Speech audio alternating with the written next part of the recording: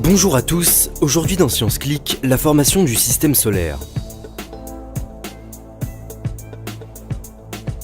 Nous sommes 4,5 milliards d'années dans le passé. À cette époque très lointaine, notre planète, la Terre, et même notre étoile, le Soleil, n'existent pas encore. Au fin fond d'une galaxie qu'on appelle la Voie lactée, un vaste nuage de gaz et de poussière est en train de se modifier. Dans ce nuage de matière, suite à des perturbations venues de l'extérieur, les particules se déplacent et certaines zones se densifient. À cause de leur attraction gravitationnelle, ces zones plus massives que les autres vont attirer la matière environnante vers elles. De cette façon, le nuage est en train de s'effondrer lentement sur lui-même.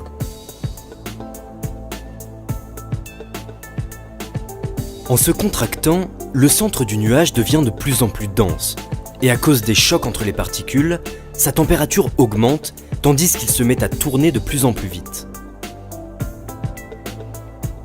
En son cœur, là où presque toute la matière du nuage s'est concentrée, la pression et la température deviennent si intenses qu'elles entraînent l'apparition d'un embryon d'étoile. C'est le Soleil, l'astre central du système solaire, qui vient de naître. Cela dit, il n'est pas encore stable et continue toujours de s'effondrer sous l'action de son propre poids. On dit que le Soleil n'est pour l'instant qu'une proto-étoile. Il faudra attendre encore quelques dizaines de millions d'années avant que sa pression interne ne devienne assez élevée pour lui permettre de se stabiliser.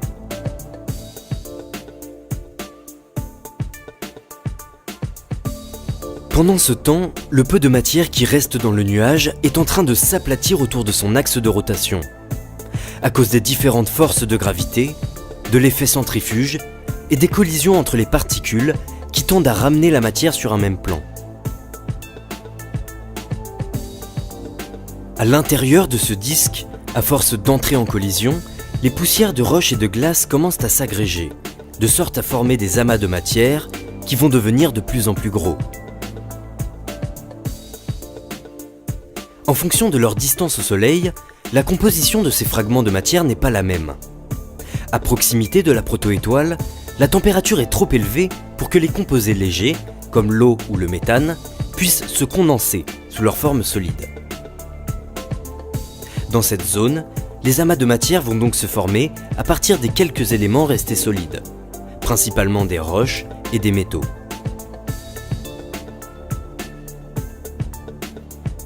A l'inverse, à l'extérieur du disque, la température est assez faible pour que tous ces matériaux légers puissent rester sous leur forme solide. Les amas vont donc pouvoir grossir davantage dans cette zone car ils disposent de toute cette matière supplémentaire sous forme de glace. En devenant de plus en plus massifs, ces immenses noyaux de matière vont alors se mettre à attirer par la gravitation une grande quantité d'hydrogène et d'hélium présents sous forme de gaz.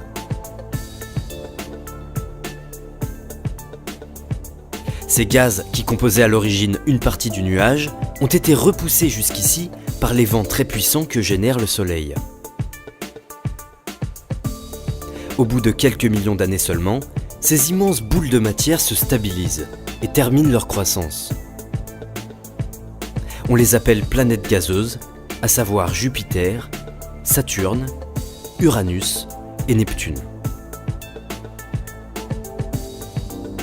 À proximité du Soleil, les amas de roches et de métaux forment désormais de grandes boules de matière.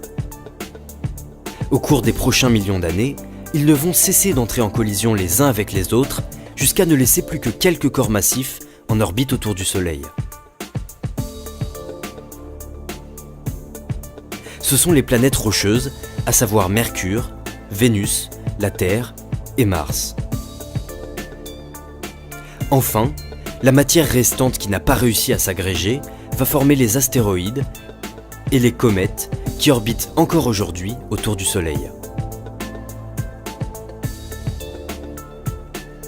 À l'échelle de l'univers, notre système solaire s'est formé très rapidement. En quelques millions d'années seulement, les lois de la physique donnent naissance à une nouvelle étoile, entourée de planètes et d'une multitude d'autres corps célestes. Cela dit, dans l'univers, tout se transforme, et le système solaire ne va pas durer indéfiniment. D'ici environ 5 milliards d'années, le Soleil aura consommé tout son carburant et il va alors s'éteindre lentement, emportant avec lui tous les objets qui l'entourent.